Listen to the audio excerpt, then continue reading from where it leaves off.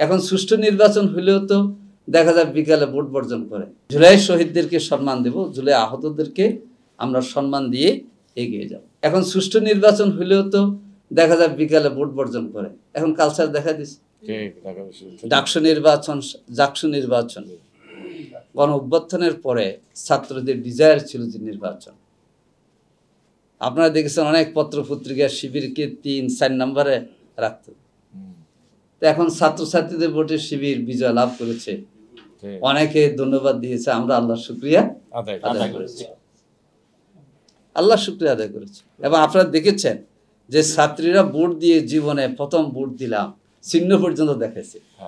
এত উৎসবমুখর পরিবেশে ঢাকা বিশ্ববিদ্যালয়ের আঙ্গিনায় ভোট হয়েছে। আমরা যদি ৭৩-এ ডাকসু নির্বাচন করা ভাবি, বেলসবাগ চিন্তায় করে চলে গেছে আপনার আজিমপুরে।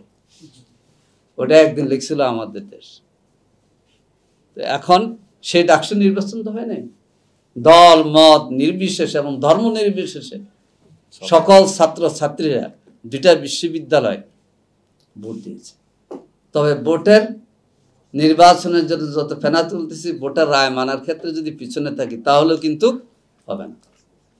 কে নির্বাচিত হবে, কে সরকার গঠন করবে, জনগণের ভোটের মতামতে সেটা হবে ইনশাআল্লাহ। আমরা সে রায় মেনে আগামী দিনে বাংলাদেশ গঠনের ক্ষেত্রে এগিয়ে যাব।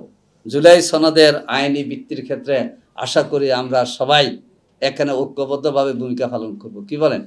তাহলে শহীদ আবু সাইদের রক্ত, শহীদ মুগ্ধ রক্ত এবং শহীদ নাফিসের রক্ত, এগুলি সার্থকতায় আসবে।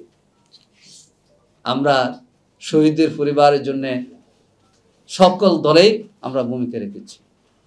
আমরা শুধু নিজেরা ভূমিকা না রেখে কথা বলছি। প্রত্যেক শহীদ পরিবারকে জামাত ইসলামের পক্ষ থেকে আমরা প্রথম 2 মাসের মধ্যে 2 লক্ষ টাকা করে দিয়েছি। এটা প্রাথমিক সম্মান দিয়েছি আমরা। এবং 10টা শহীদ পরিবার, এই শহীদরা শহীদ হওয়ার 3 থেকে 7 মাসের মধ্যে তাদের পুত্র কন্যা সন্তান জন্ম লাভ করেছে। 10টা পরিবারের দায়িত্ব গ্রহণ করেছেন ডাক্তার শফিকুর রহমান আমির জামাত।